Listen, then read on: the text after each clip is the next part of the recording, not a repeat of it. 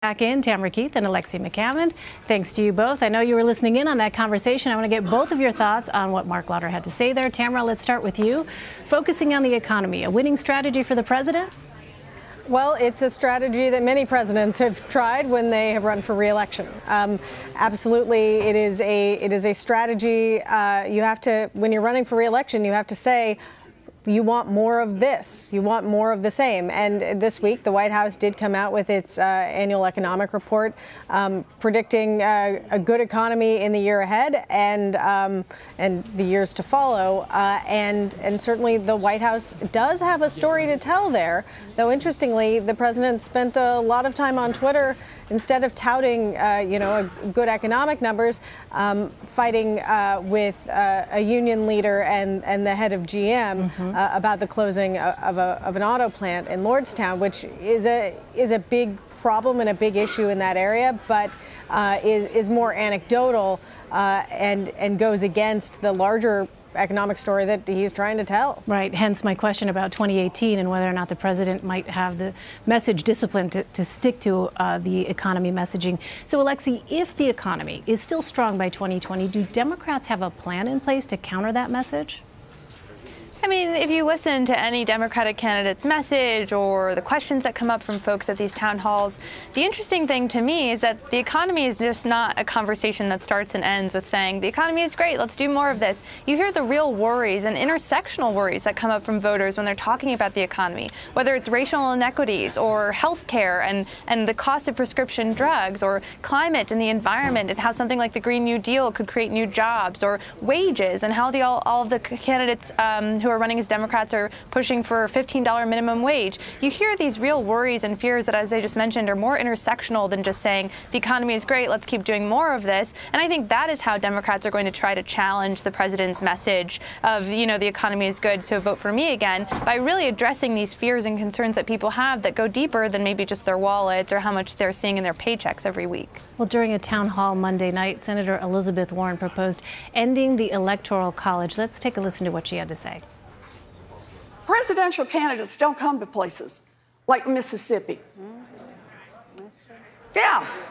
They also don't come to places like California and Massachusetts, right? Because we're not the battleground states.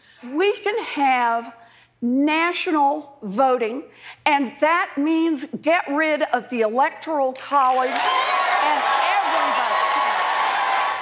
So, Alexi, how much momentum does this proposal have among Democrats? This is something that is similar to packing the courts, or the idea of packing the courts that we were talking about in the earlier section of this show, that is maybe a once fringe idea that is now getting its way into the main debate stage or the main town hall forum. I mean, it certainly will gain momentum, I think, as other Democratic candidates will have to answer the same question, because we all know that as soon as one candidate answers, then everyone else has to answer for it. But I don't know that it's something that is actually going to become reality, but it is certainly something that Elizabeth Warren and other Democratic candidates know after 2016 will fire up those disenchanted primary voters who really feel like the 2016 election was stolen from them because of Hillary Clinton winning the popular vote, but not the electoral vote. Well, Tamara, does this proposal open up Democrats to accusations from the president of trying to change the rules to be in their favor? Well, and the president, of course, is somebody who campaigned saying that the system was rigged. Right. I don't think Democrats are worried about the president criticizing them on that. And it is really this fascinating moment where Democrats are talking about issues. They are talking about, paid family leave and the Green New Deal and $15 minimum wage. But they're also spending a kind of surprising amount of time talking about what you might put in the category of procedure. So things like the filibuster or the Electoral College or the composition of the Supreme Court. And that gets to, as Alexi talked about earlier, sort of the frustration on the left among Democratic activists and just regular voters who are frustrated with the way the president won and frustrated with the way, President Obama wasn't able to get many of his picks on the courts and the sort of the obstruction that happened there. Alexia, I also want to ask you about some new reporting that you have about Elizabeth Warren struggling a bit to get her campaign off the ground. What can you tell us about that? You know, Elizabeth Warren has done a really interesting job of trying to separate herself or differentiate herself from the pack of Democrats running for president by being what she calls affectionately a policy nerd. She likes to nerd out and talk in detail and in depth about different policy proposals, and she has so many specifics about these policy proposals in a way that is unmatched by other candidates.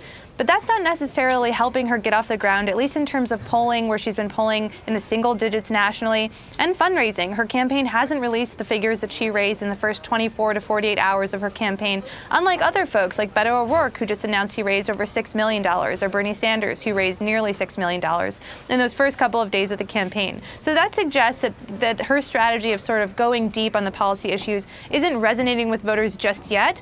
But at the same time, that's something voters are going to be looking for and using to differentiate candidates, especially as the debates start. So while it might not be helping her campaign sort of get off the ground right now, it could be something that in the end really helps Senator Warren in a way that other candidates like Beto O'Rourke might have to struggle with a little bit. Interesting. Well, a newly released poll from Emerson College shows President Trump trailing 4 Democratic contenders in Wisconsin and tied with 2 others. You'll recall the president narrowly won that state in 2016. Tamara, how much of a concern is this for the president and his campaign? Well, and that poll also shows that Bernie Sanders is polling very strongly in Wisconsin, which is a really interesting thing. I covered his campaign and partially, and also covered the Clinton campaign in 2016, and he really campaigned hard in Wisconsin and beat her in Wisconsin, and then ultimately Hillary Clinton didn't win in Wisconsin. But as you say, that poll is showing some weakness for President Trump in Wisconsin. Though in the head-to-head matchups, basically every Democratic candidate is beating him but not by a ton. And President Trump is not one to be deterred by polls that don't go in his favor. He has a unique ability to find polls that do go in his favor. Well, Alexi, what do you think is behind this shift? Behind the shift in terms of people supporting Democrats more than President Trump? Well, in Wisconsin, that poll that we just showed in the Emerson poll.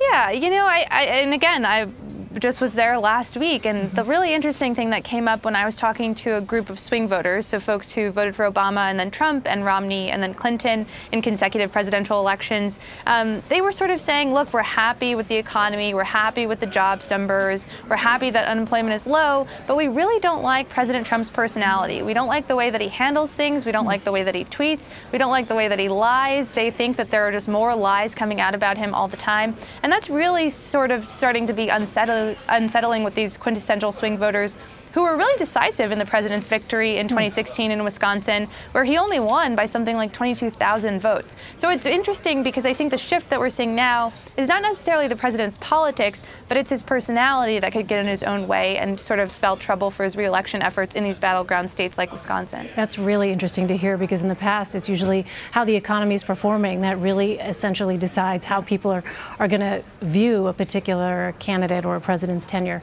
Well, finally, there are reports that Senator Kirsten Gillibrand's longtime deputy chief of staff, Ann Bradley, will leave her office next month. This comes as Gillibrand is facing questions about her handling of sexual harassment claims. Alexi, Gillibrand just launched her campaign this week. What do you make of the timing of this departure? It certainly doesn't look good for Gillibrand, who has billed herself and really made herself the candidate who is going to stand up against sexual harassment, and has even been criticized by fellow Democrats for the way she handled Al Franken's allegations and his behavior from, before he was even in Congress. But she was asked about this at a town hall she did last night with MSNBC, and she said, something pretty revealing, which is that her own son even said to her, "Mom, why were you so hard on Al Franken?" The timing certainly doesn't look good for her campaign, but I think on the other hand, it gives her a chance to, right out of the gate, after formally announcing that she is running, to really address these issues head on and sort of answer these questions from people like you and I, or like the people at the town hall who are wondering what's really going on behind the scenes. If you're a public champion on this issue, why are these things not being handled properly, or seemingly not being handled properly, privately and internally in your own office? So I think if nothing else, it'll hopefully spark a larger debate for all Democratic candidates for president about their issues and views on handling sexual harassment and what they're actually doing. A conversation that will continue. Alexi McCammond and Tamara Keith, thanks to you both. Really appreciate it. You're welcome. Thank you so much.